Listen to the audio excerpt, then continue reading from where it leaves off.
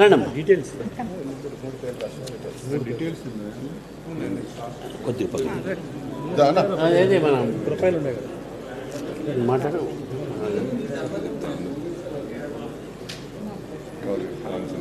చెప్పు. జ్యోతిరెడ్డి గారు నేను చెప్తాను ఒకరే నేను చెప్పేస్తాను లేదు జ్యోతిరెడ్డి గారు ఒకరే మీతో ఇంకెవరైనా వచ్చారా? ఇక్కడ చెప్పండి. మీడియా మిత్రులకు నమస్కారం. ముందుగా మీడియా మిత్రులకు నమస్కారం. గౌరవ ప్రధానమంత్రి నరేంద్ర మోదీ గారి పరిపాలన దృష్ట్యా చాలామంది ఈరోజు భారతీయ జనతా పార్టీ వైపు మొగ్గు చూడడం జరుగుతున్నది. అందులో భాగంగా మన ఆంధ్రప్రదేశ్ ఉమ్మడి రాష్ట్రానికి అదేవిధంగా తెలంగాణకు చిరపరిచితురాలు జ్యోతిరెడ్డి గారు టీవీ ఆర్టిస్ట్, అదేవిధంగా మూవీ ఆర్టిస్టు. దాదాపు 30 సంవత్సరాలుగా ఎన్నో ఎపిసోడ్లు అదేవిధంగా ఎన్నో మూవీలలో పార్టిసిపేట్ చేయడం జరిగింది.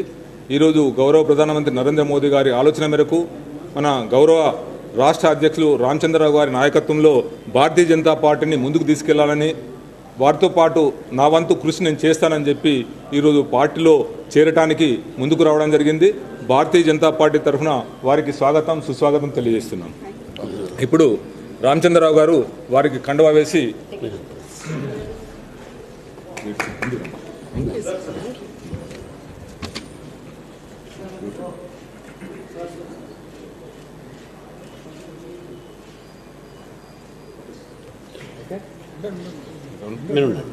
పార్టీలో మెంబర్ ఇంకోరు శ్రీనివాస్ వారు కూడా చేరైతున్నా ప్రొడ్యూసర్ బండి శ్రీనివాసరావు గారు.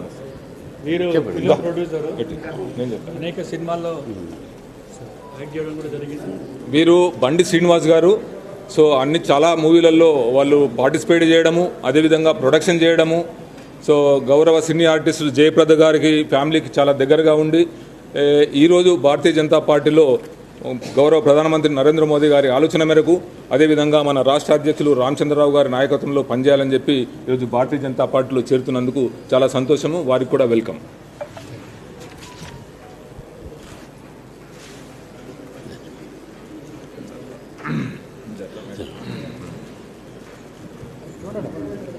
ఈరోజు చాలా సంతోషం.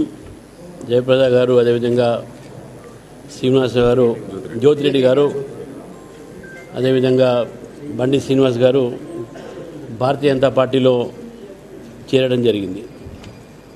రోజు రోజుకు ప్రజల్లో భారతీయ జనతా పార్టీ మీద విశ్వాసము, నరేంద్ర మోదీ గారి యొక్క పరిపాలన మీద విశ్వాసము, ఈ 12 సంవత్సరాలు చేసినటువంటి వారు ఈ దేశ ప్రగతిలో వారు తీసుకున్నటువంటి నిర్ణయాలు ఇవన్నీ కూడా ప్రజలు స్వతహాగా చూస్తూ ఉన్నారు.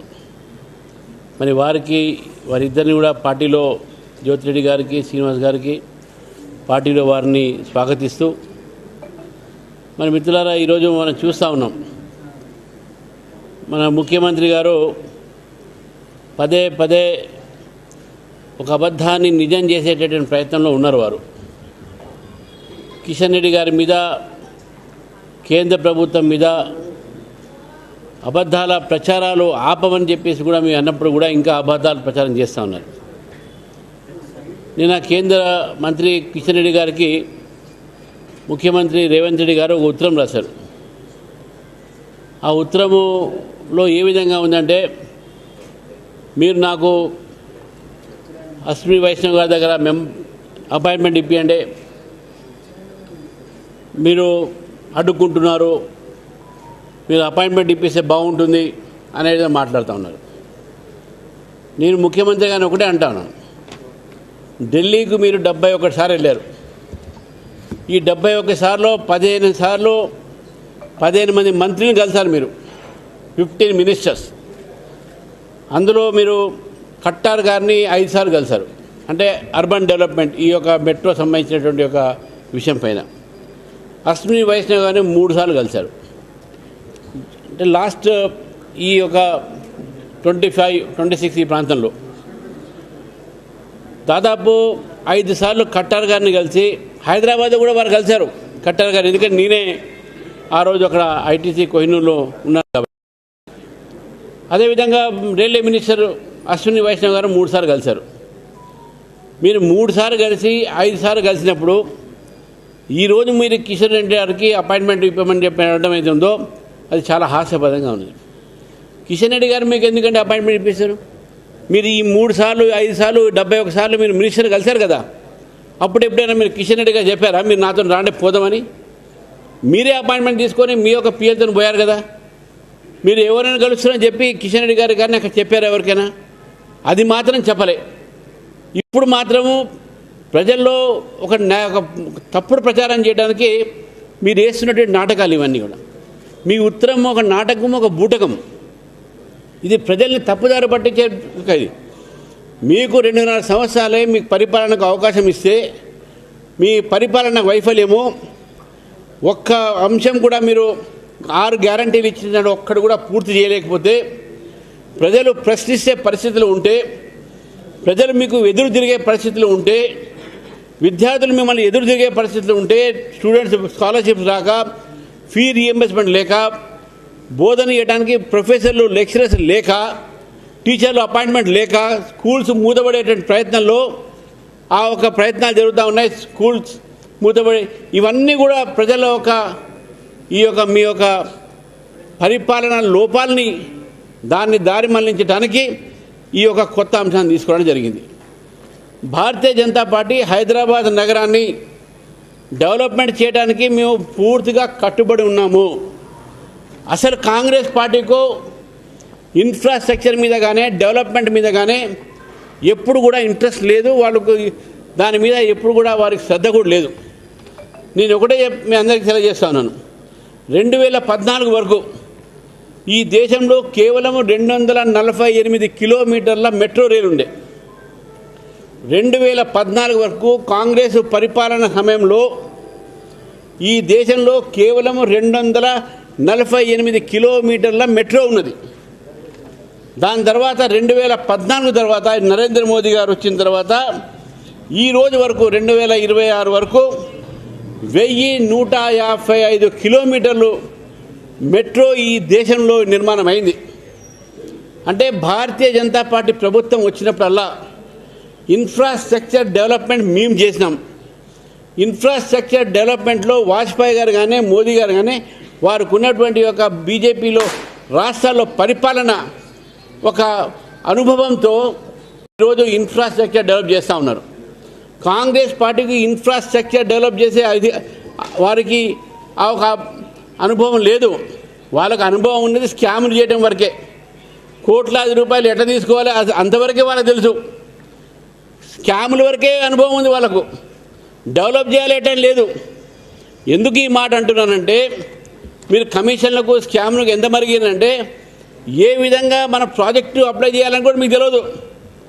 మెట్రో రైలు ప్రాజెక్టులో ఏ రోజు కూడా కేంద్ర ప్రభుత్వం మంత్రులు కానీ ఎప్పుడు కూడా దీన్ని అడ్డుకోలేదు, మీకు ఇవని అనలేదు. మీరు డిపిఆర్తో పాటు ఫీజిబుల్ ఒక రిపోర్ట్ ఉంటుంది. ఆ ఫైనాన్షియల్ ఫీజిబుల్ రిపోర్ట్ మీరు ఈ వరకు కూడా సబ్మిట్ చేయలే. మీరు ఇవ్వలే. మీరు ఇవ్వకుండా ఈరోజు ప్రజలతో అబద్ధాలు ఆడుతూ ఉన్నారు. కిషన్ రెడ్డి గారు అడ్డుకుంటుంది. మీరు ఎందుకు ఇవ్వలేదంటే ఫైనాన్షియల్ ఫీజిబుల్ సర్టిఫికేట్. తర్వాత కేంద్ర ప్రభుత్వం దగ్గర మీకు రావాల్సినటువంటి ఒక 13,000 కోట్ల రూపాయలు మెట్రోకి అవుతుందో మీరు దాన్ని మీకు ఉన్నటువంటి రుణాలు తీరుస్తా అంటే అది కాదు. మీరు ఆలోచించండి. O&M అంటే ఆపరేషన్ అండ్ మెయింటెనెన్స్, దీని మీద కొద్దిగా శ్రద్ధ పెడితే బాగుంటుందని చెప్పేసి కేంద్ర ప్రభుత్వం మీకు సలహా ఇచ్చారు.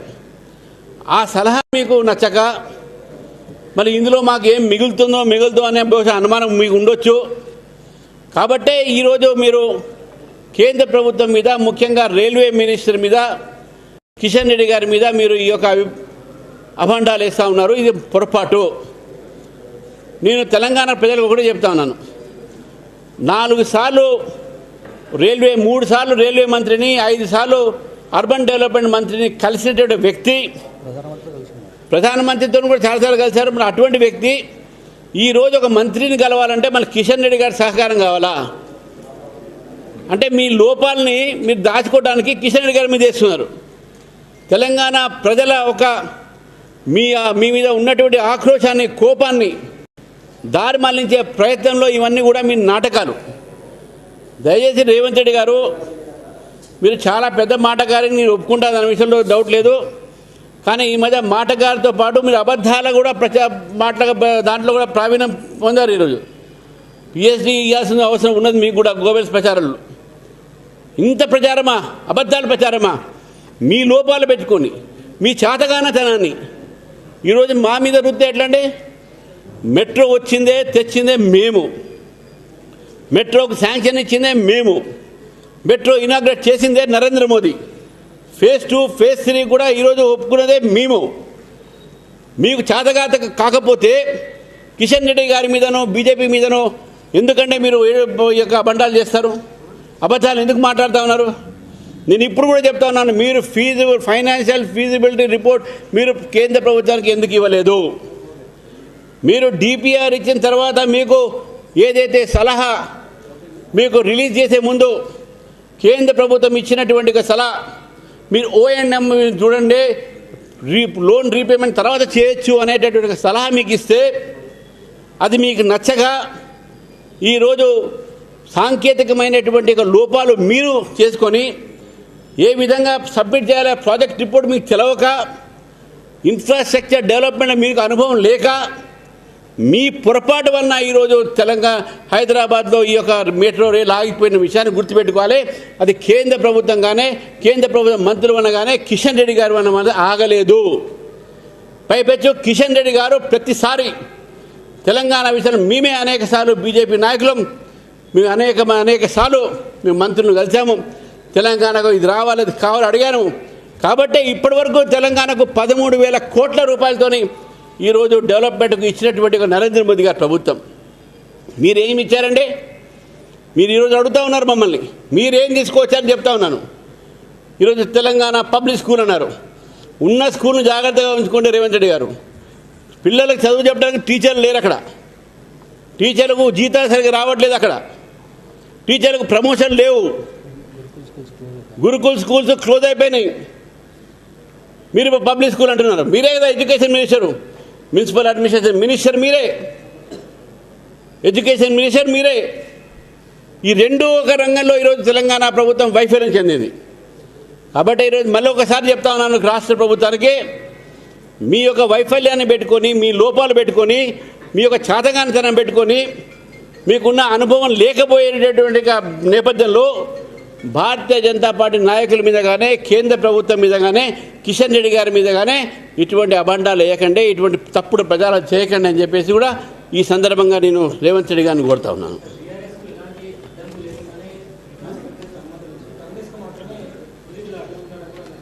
మేమేమన్నాం, 2048 కిలోమీటర్లు 2014 వరకు ఉండే, 1115 కిలోమీటర్లు, 155 కిలోమీటర్లు మా సమయంలో మేము 12 సంవత్సరాలు ఇచ్చినాము.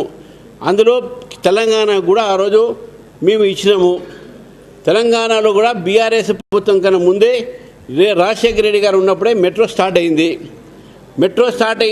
బీఆర్ఎస్ ఇంకా ఒక విధంగా చెప్పాలంటే టీఆర్ఎస్ కూడా దాన్ని చాలాసార్లు అడ్డుకున్నది కూడా. ఎల్ఎన్టీతో గొడవపడి, మీకు తెలుసు, మీకు అసెంబ్లీ ముందు ఆ లైన్ కోసం చాలా వరకు ఇదైంది.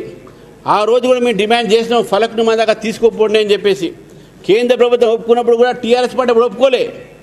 కాబట్టి ఏదో బీఆర్ఎస్కి ఇచ్చింది వీళ్ళకి ఇచ్చింది అని కాదు.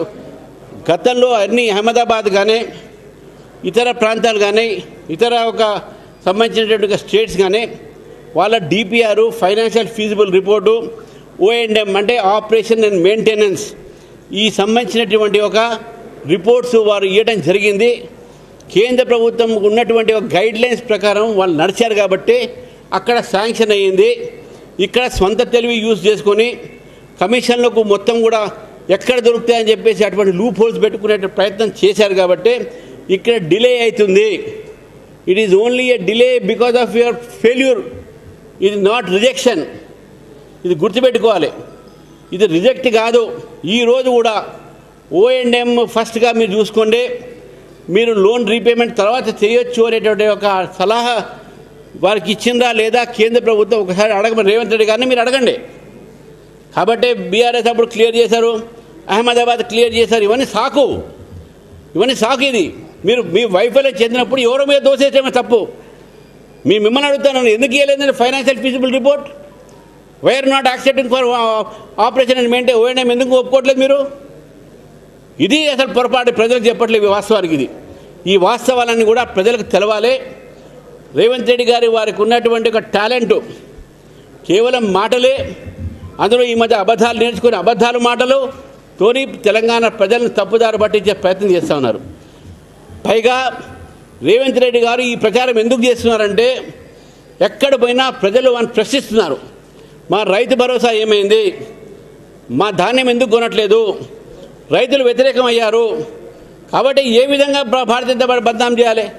విద్యార్థులకు ఫీ రీఎంబర్స్మెంట్ ఇవ్వలేకపోతున్నాము, 6 గ్యారంటీలు మేము నిర్వహించలేకపోతున్నాము, 420 వాగ్దానాలు మేము పూర్తి చేయలేకపోతున్నాం, పెన్షన్లు ఇవ్వలేకపోతున్నాం, రిటైర్ వాళ్ళ పర్సన్స్ అందరూ సూసైడ్ చేసుకుంటున్నారు, ఆత్మహత్య చేసుకునే పరిస్థితి ఈరోజు రాష్ట్రంలో ఉంది.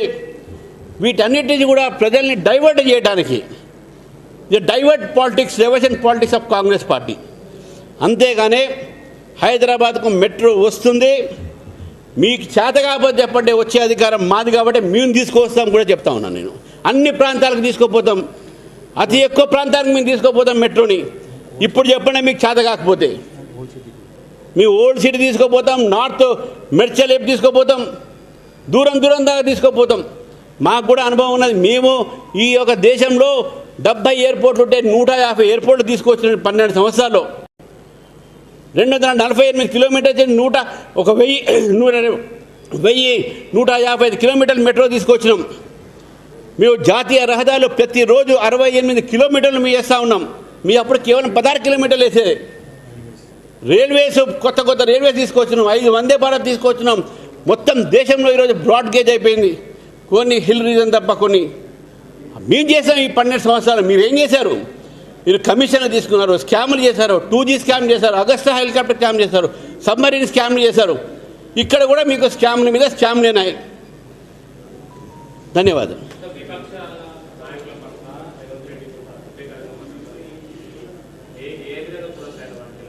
ఏంటంటే ఇది ఫ్రస్ట్రేషను. ఇప్పుడు ఈ వ్యంగ్యంగా మాట్లాడితే మాకేం అభ్యంతరం లేదు, కానీ ఫ్రస్ట్రేషన్తో మాట్లాడుతున్నారు.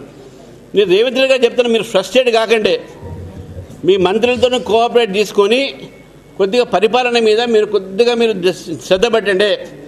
మీకు ప్రభుత్వం వాళ్ళకు ఈ డిపిఆర్లు పెట్టకపోవడం రాకపోవడము, ఇవన్నీ సాంకేతికమైనటువంటి విషయాలు తెలియకపోతే తెలిసే వాళ్ళ దగ్గర మీరు కొద్దిగా వాళ్ళ దగ్గర అడ్వైస్ తీసుకుంటే, సలహా తీసుకుంటే తప్పేం లేదు.